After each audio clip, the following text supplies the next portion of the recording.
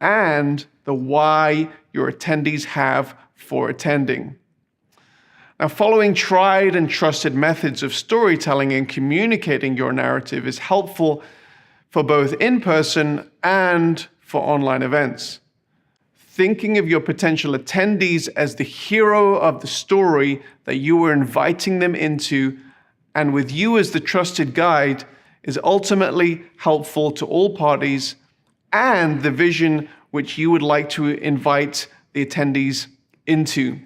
It may be that you're giving your audience a unique experience and opportunity to get involved in the most life-changing movement. And if that is true, you need to recognize and find ways to communicate that vision that involves your audience. This narrative must be communicated through your event brand guide and your written and video communication as you promote your event.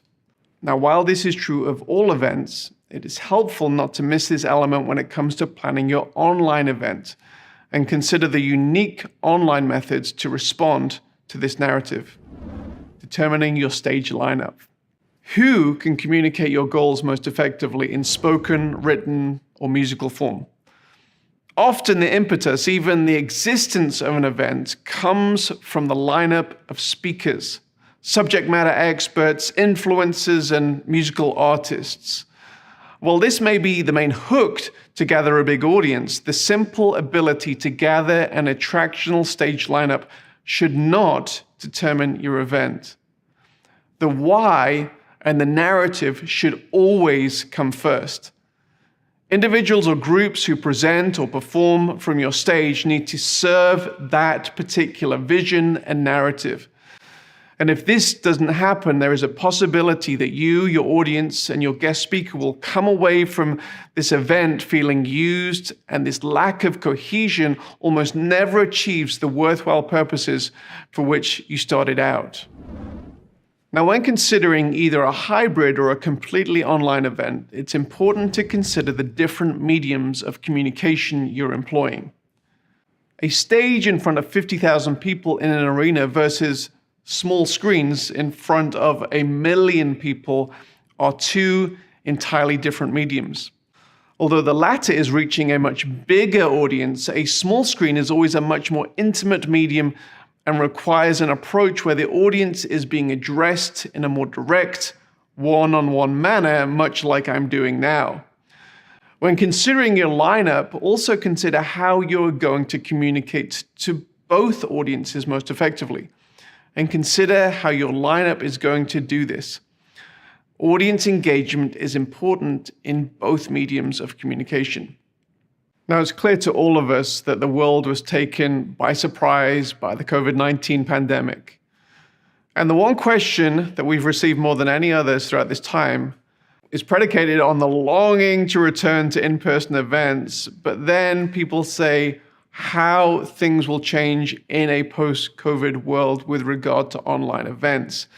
And our response has long been that we also long for the return to in-person events that we're seeing now. However, online events are not going away. Even before COVID, the online component of events was increasingly in demand, and the complexity was also increasing. So this is an area you shouldn't ignore for too much longer. So that's pretty much all there is for this section. So let's go through our checklist.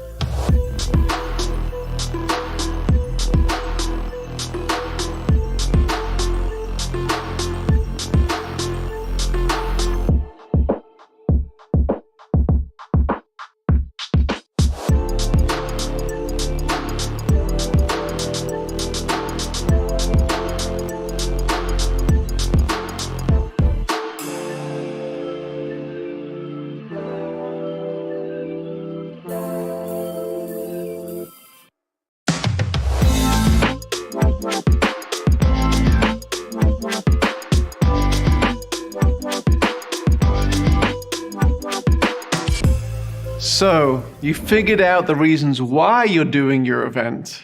The next thing you need to figure out is how to communicate what you're doing to your intended audience to ensure the right people are at your event. Although this is a little bit of a simplistic take, The human dynamics of any event remain pretty consistent, whether you're a nervous high schooler wanting to pull off the student event of the century, or gathering 80,000 into a football stadium, or hosting an online event of any size. It really is true if you get that school quarterback and cheerleader and their buddies, people start paying attention no matter what demographic you're trying to reach. The quarterback may be different for different audiences, and you may have to be ready to communicate these nuances in language that your particular audience understands and connects with. But outside of these communication differences, other dynamics are actually often the same. The bottom line is that getting people to an event typically revolves around a number of rather similar factors. So let's consider the reasons why people register, buy tickets, and eventually attend an event. And these things are things that you need to consider in your networking and marketing as you prepare for your event. Number one, people will come to see a VIP, a favorite musical act, an influencer, a subject matter expert. That stage lineup is important. Number two, people come to learn. They're going to be equipped at your event.